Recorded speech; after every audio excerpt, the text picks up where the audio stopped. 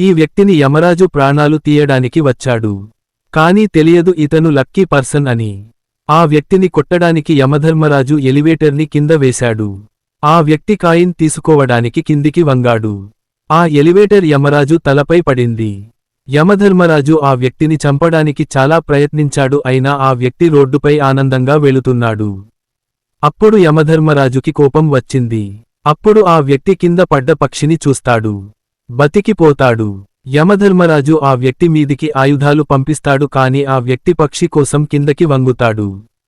బతికిపోతాడు. యమధర్మరాజు తన ప్యాడ్ని కింద వేస్తాడు. అతను జారీ రోడ్డు మీద చెక్కల్ని కొడతాడు. అతను చనిపోయాడా లేదా తెలుసుకునే ముందు ఛానల్ని సబ్స్క్రైబ్ చేసుకోండి. అతని లక్కీ పర్సన్ అనిపిస్తే లైక్ చేయండి.